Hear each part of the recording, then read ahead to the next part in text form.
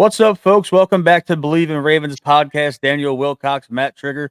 This episode is brought to you by Bet Online, the number one trusted site in sports gambling. You can find them online at betonline_AG. Daniel, we stomped the Denver Broncos today at the bank. We had a 41-10 victory. It was almost what you predicted on the pregame show. Man, I'm telling you, this is the way we're supposed to bounce back, Matt. I was super excited about it. I kind of figured we was going to play pissed off this week, and I figured we was going to score big. I knew we was going to be in that 40 range. I think I said 41 or 45. Can't really remember. And I think I said 17 points, for Denver. And the final score, the final score was 41-10. And way to go, Baltimore, babe. Big time win for us. We're back in the win column, and we're showing people again why they thought we was the number one team in the league. I love it, Matt. Can't wait to see what's going to happen this following week, Thursday. I'm looking forward to it, man. It's a short week, but it's telling that in the post game that Derrick Henry said he had a bad game, and the man had 2 touchdowns, over 100 yards rushing again. He was mad about the fumble at the end of the game, but everything was cool other than that. He looked strong. He was running hard. He was running effectively. That was a vintage Henry performance. He's over 1,000 yards for the year. Lamar Jackson. Perfect passer rating for the 4th time in his career so far, and he had he was 16-19 for 280 yards, 3 touchdowns, and 84.5% completion percentage. He found the big fella, Patrick Ricard, for a touchdown on a goal line fade. Zay Flowers, 2 touchdowns. He was electric today. Had almost 130 receiving yards. This offense was just rolling, and they made that number one defense in the league look crazy. I love it, man. These are the things that we have to do to be the number one team in the league, to be a Super Bowl caliber team. These are the type of games that this offense has to have. It doesn't. I mean, it's always mattered. It's always mattered how the defense played for the Baltimore Ravens. This team is always this organization has always been about defense. Defense wins championships. Offense puts fans in the seats. But this is such an explosive offense. It's so fun to watch. The way Lamar spread the ball around today, I thought was phenomenal. Everybody got their hands in on the ball, and it just goes to show you exactly how many weapons that we have. You try to take away the run, then boom, Zay Flowers explodes for 100+ yards, 2 touchdowns. I love that. Mark Andrews showed up today. Aguilar got in on action. I mean, everybody got in. Zay Flowers just big time game by that guy. I wish I had picked him for my offensive threat this week, but he. Every you just never know who it's going to be. You take away one, you're going to get something else. I love that. Derrick Henry had another big game, and he's showing you why he's king, man. And I, every time he has a game where he has, man, I have no idea why Tennessee let him go. But it's another great pickup that the Baltimore Ravens franchise have done. Grabbing guys from Tennessee. We grabbed Steve McNair back in the day. Also grabbed Derek Mason. Also grabbed Samari Rolle. And here we got Derrick Henry. I love that, man. This is absolutely explosive offense, and these guys showed up big. We should be averaging about 40-some points a game, I think, Matt. You're right, and I truly believe that this is one of those situations where last week woke us up. They didn't like the taste of left in their mouth, Daniel, and I'm 100% convinced that this is going to be a punishing offense. Now, Keaton Mitchell's expected back very soon, and Derek has 1,000 plus. He's almost at 1050 on the ground. He's got 13 total touchdowns this year. Guys were getting out of his way, man. They did not want to see Derrick Henry. And he stiff-armed that defensive tackle number 97 into oblivion. It looked like he was a basketball bouncing off the grass today. Man, I'm telling you, it's just one of those things where everything was clicking, everything was rolling, and Lamar Jackson looks better now than he has in his 2 MVP years. And he's got weapons. This is what it's like when you got a number one receiver in Zay Flowers, and he is that guy. He is a number one guy. I think he's proving that more and more each week. Now they use Deontay Johnson as a decoy this week. He was on the field, but he just went in motion, and teams were following him around like he was another number one. So they put the break. They beat the brakes off of Denver, and I hate Thursday night football, man. It's always a short week, and it's always everything, everything goes wrong on Thursday games for the most part. I know we have a good record with the Thursday games, but Yeah. we have Cincinnati won today by 3 touchdowns, and they look like they're clicking again. This is gonna be a battle at the bank on Thursday night. Yeah, I love it, man. I love Thursday night. I don't care what night we play. If it's a night game, I'm all for it. It's something about playing underneath the lights, and it's just a great feeling, man. It gets you, it electrifies the entire situation. It feels like a Monday night football game. It feels like that primetime game on Sunday. It feels like high school when you played on Friday nights, under the lights. It's I don't know. It's something about that Thursday night game for me that kind of gets me excited to play. You don't have to wait all the way to Sunday to get to it. It comes a little bit quicker. Your week is kind of a shortened week from what you normally have, so you kind of adapt to that schedule of playing on a Thursday night game, and it brings a lot of energy to us. I feel like these guys are steamrolling, and then on top of that, hey, we're bringing out the new purple uniforms with the purple Uh, helmet this week, so I can't. and the gold page, yeah. Yeah, I can't I wait know to see that. I know that you were talking the other night that you wish you would have, played during this era of Ravens football because Yeah. the style is more along the lines of what you prefer. Yeah, Um, yeah, it's a lot of exciting things that to me that this offense brings. I mean, when I think about playing right now, back when I played my entire 9 seasons in the NFL, we was a Reebok league. right. I Yeah, love Nike. I've been a Nike guy since I was a kid. So this is the uniforms that I would have rather to played in, the Nike uniforms. And then Nike designers are like it's like playing for Gucci or playing for Louis Vuitton or something. I don't know. It's just Nike is just so dynamic in every aspect and every way.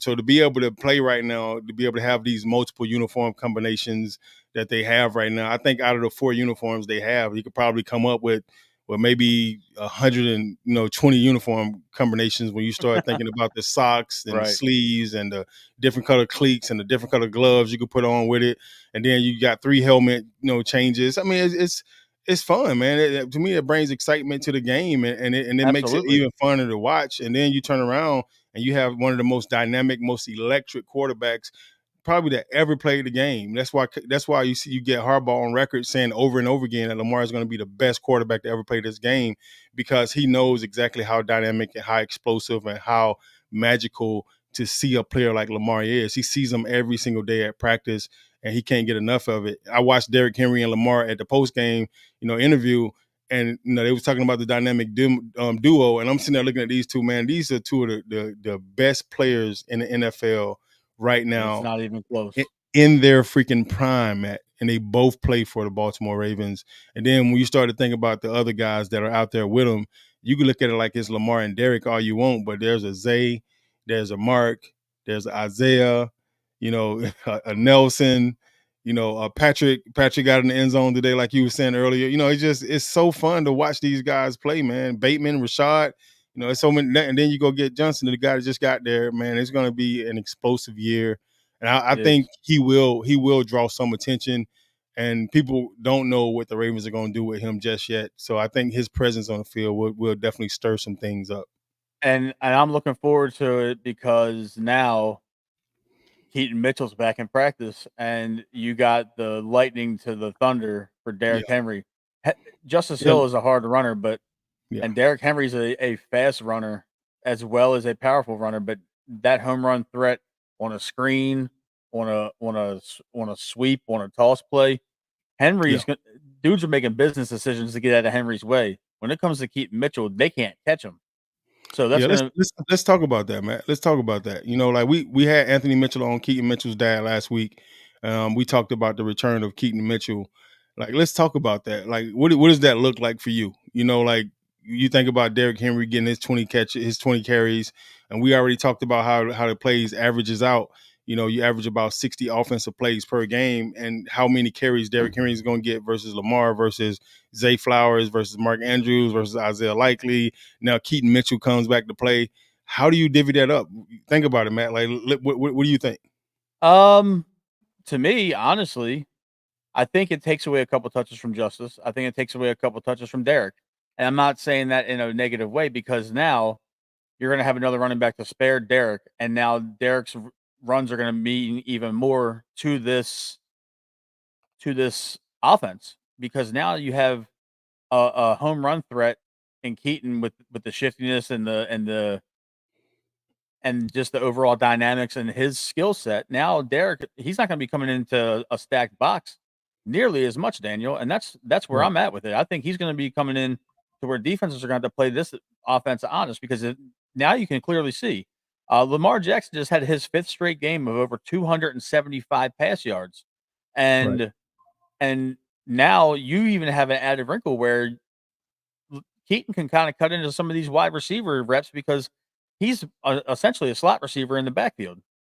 He can catch out of the backfield, and he's a dynamic playmaker. So this is a whole different wrinkle moving forward, and it's gonna be ugly for some of these teams because not everybody's defense knows how to defend these guys. Derrick Henry's already scrambled the brains of the Bengals one time over. If Keaton plays on Thursday night, this is a whole different ball game.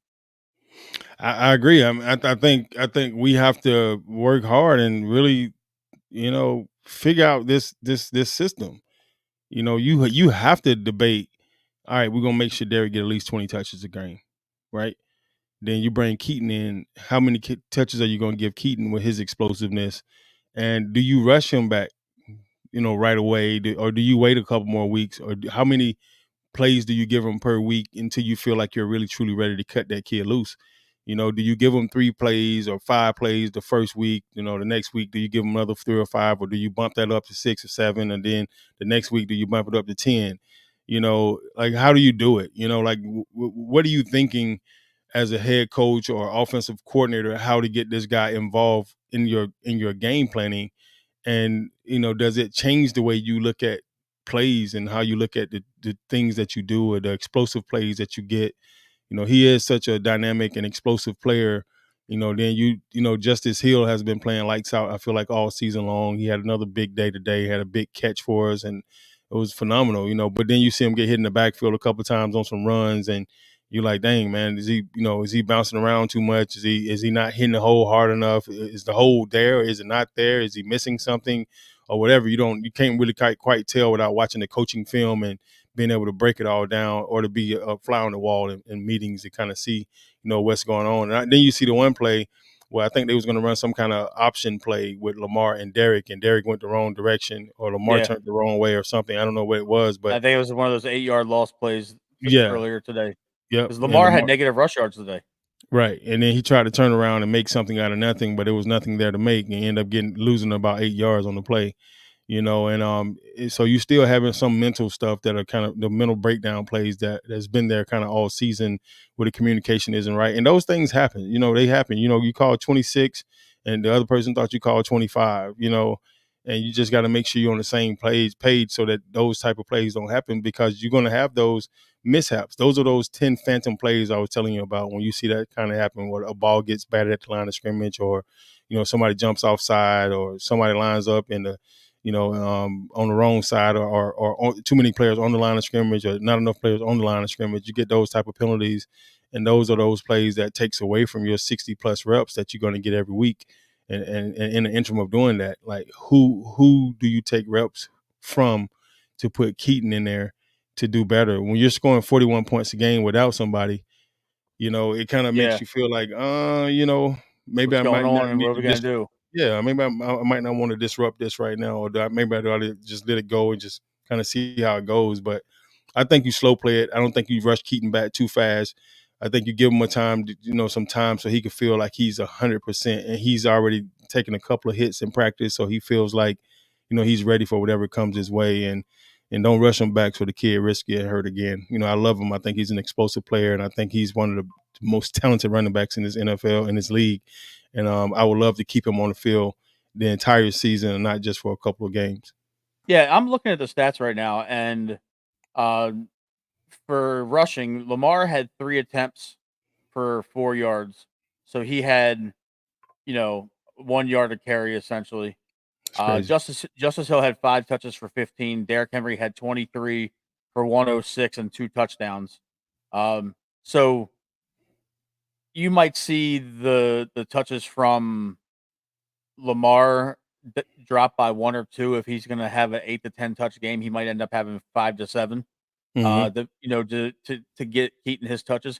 And I also think that we've been running a lot of jet sweeps with Zay early on in the year, and even the Right. last couple weeks. I think a lot of those jet sweeps could go to Keaton Mitchell now if you line him up in the slot. It might be predictable, but you got to stop it. Right.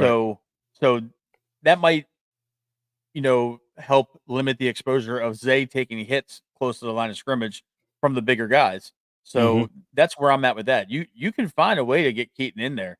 I don't think you're going to take the ball out of Derrick Henry's hands to go down from 23 to 21 or that he's been in that 21 to 23 range for the most part, but I don't think you're going to take away 7 or 8 touches to where you're going to give the ball to him 15 times. We see what happens when you don't feed Henry. Things don't work out. We lose. Yeah. We Right. every game that we've lost, we have not fed Henry, Right. and that's telling. And it's Feed just feed the beast. got to feed Yeah. the king. You got to make sure 22 touches the ball 20 times, and when he Right. touches the ball 20 times, we win. Every game we've won, he's had over 20 carries. Yeah. And that's the key to the offense because now they're getting worn down on defense trying to stop him. They're sidestepping him and trying to arm tackle him.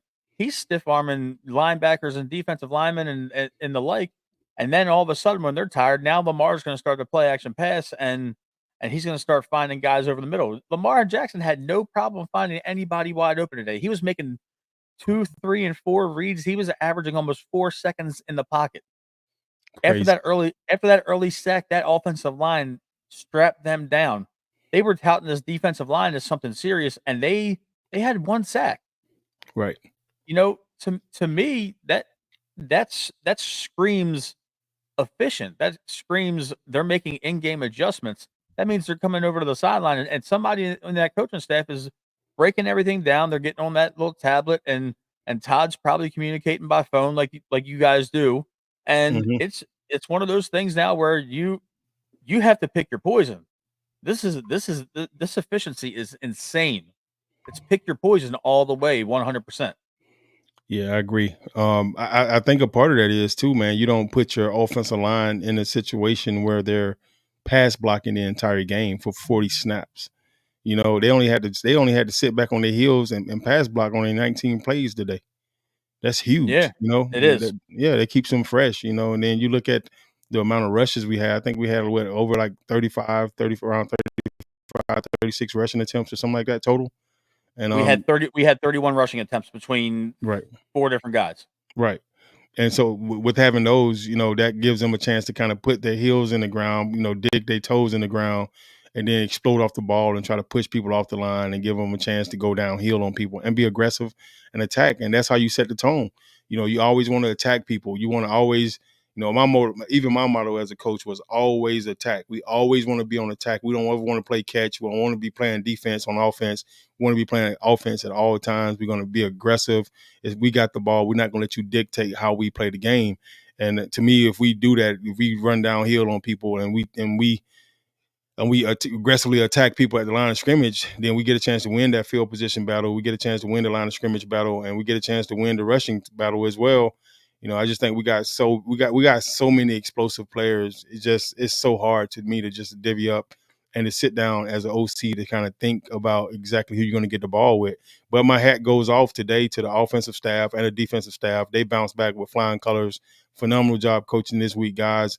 Held Denver to 10 points on defense, and then on offense, we put 41 points on the board. Man, that's a recipe for greatness.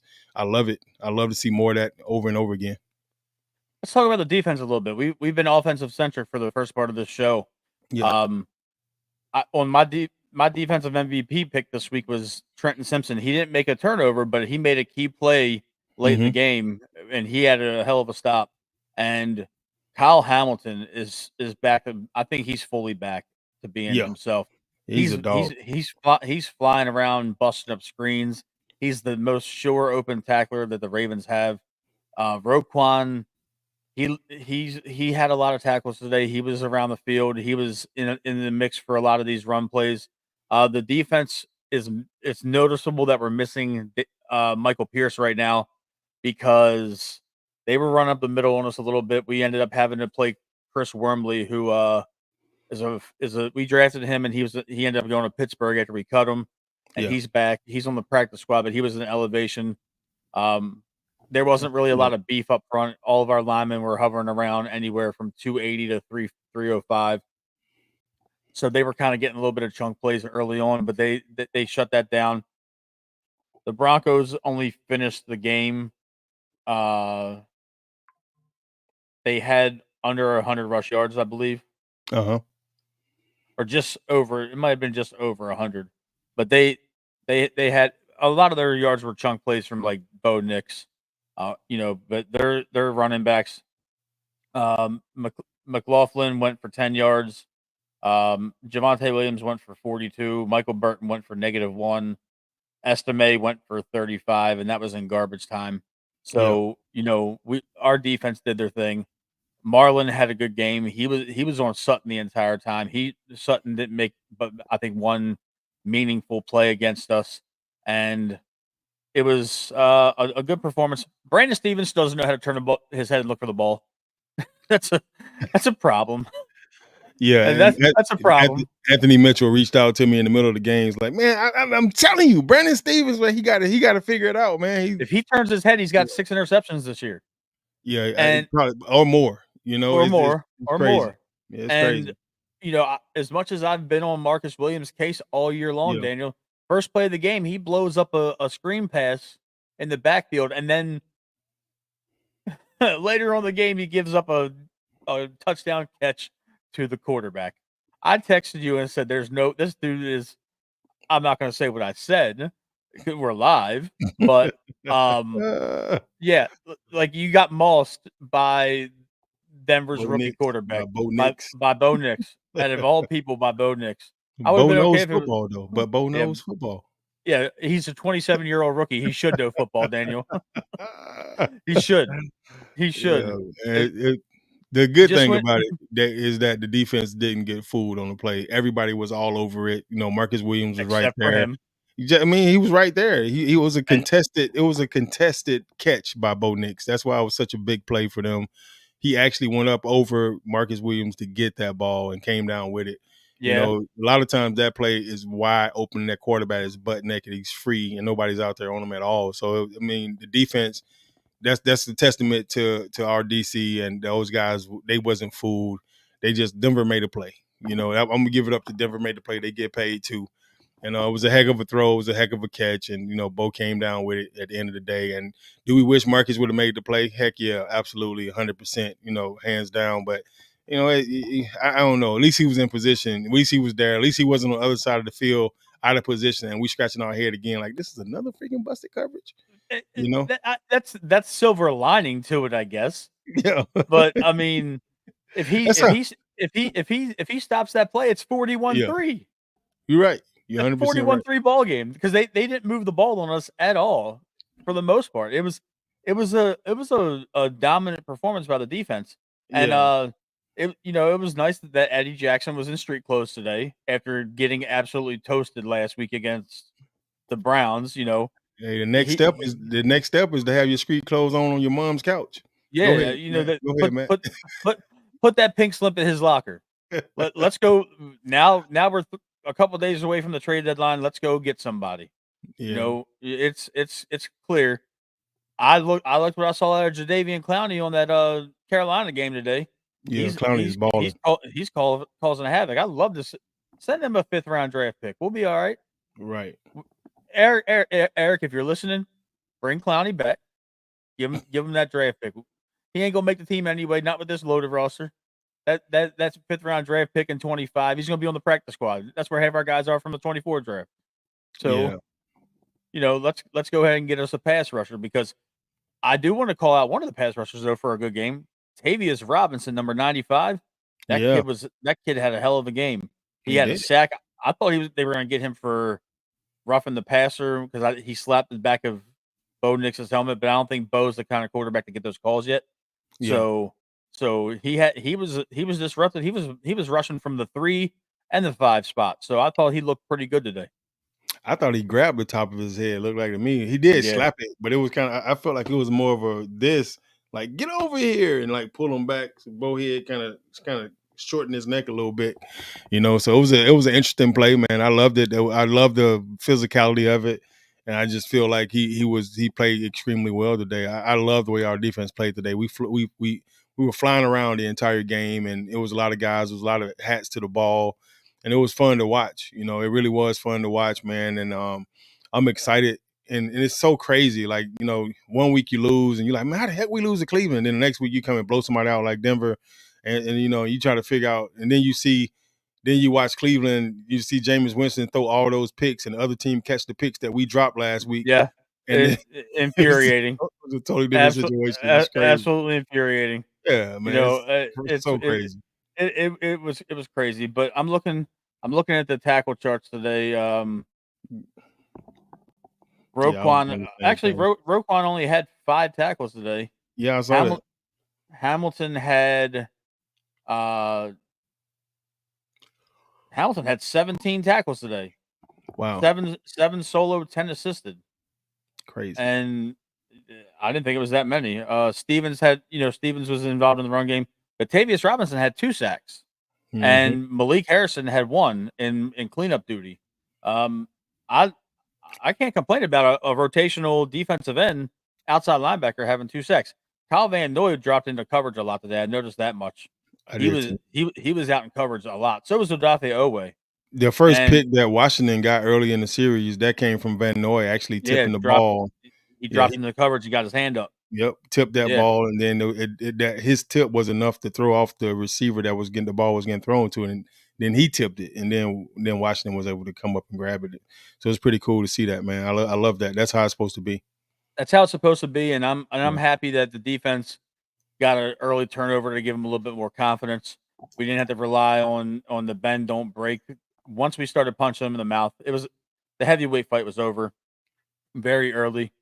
Yeah, Denver, I'm not gonna say they're a fraudulent 5-3, but their 5-3 wasn't our 5-3. Clearly, absolutely. it was What a what it I was would love to different. see, what I would love to see from our defense, Matt, is us to kind of get back into all those categories that we've been so well known for. You know, scoring defense. You know, number one scoring defense in the league.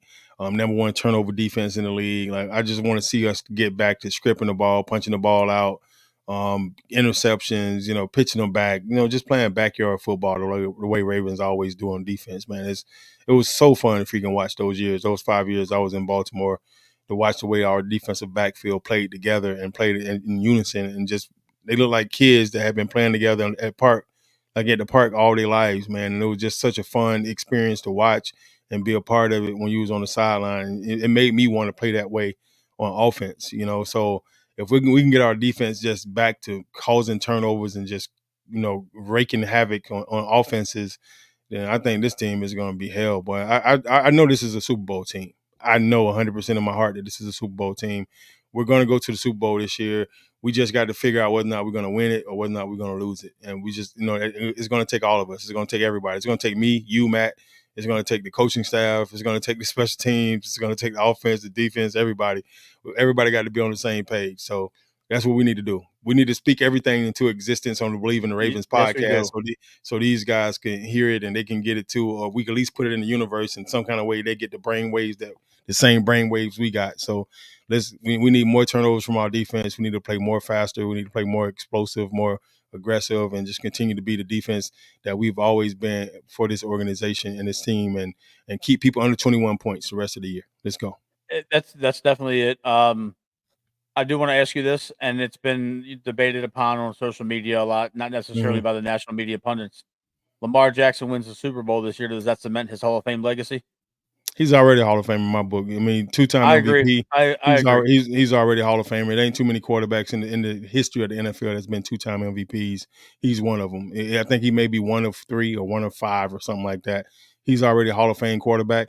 If he wins the Super Bowl this year, then you can put his name there as far as with all the elite quarterbacks. Like, you got to think about all the other quarterbacks that was dual threat quarterbacks that never won a Super Bowl. And then, all right, if I could think of it, like Russell Wilson is maybe one of the only dual threat quarterbacks besides, Steve you Young. know, Steve Young. Yeah, Steve Young. Yep, you're right. Steve Yep. Young I don't out think in San Randall ever Fran. won a. I don't think Nope. Randall ever won one. Steve got there and lost. Cam got there and lost. You know, all the greats that you could think of have pretty much got there and lost. Randall Cunningham, nope. Warren Moon, nope. You know, when you start thinking about all the greats that played this game for a long time, you know, nobody played it as physical and as hard as a Steve Young did.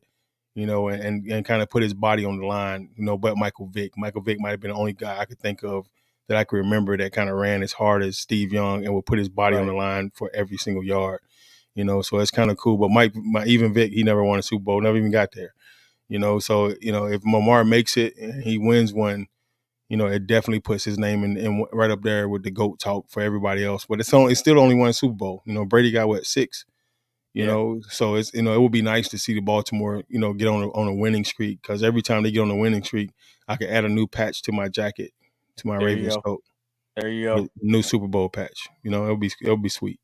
Absolutely. I just wanted to get your thoughts before we wrap up. Okay. Yeah, that was. I agree with you though. I think Yeah. Lamar's a Hall of Famer, but I think it's going to be solidified with.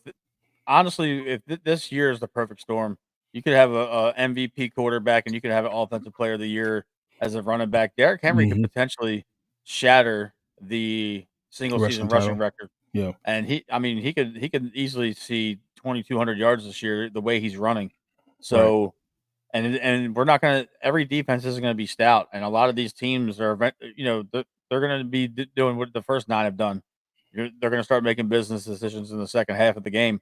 But yeah, Daniel, that'll do it for us for our first live show on the Believe in Ravens podcast. We will be back on Tuesday night to preview the Cincinnati Bengals game. Check us out on the Believe Network on YouTube and on Spotify and iTunes. This was brought to you by BetOnline_AG, your number one trusted betting site for all in-game parlays, betting odds, and casino and table games. Daniel, let everybody know where they can find you on social, man. This is the first time we're on screen. At Twitter, or is it not Twitter? It's X now. X. It's at Coach Wilcox on X. And on Instagram is Daniel.Wilcox. How about you, Matt? Where to find you at? On X, I am mtrig_BIL.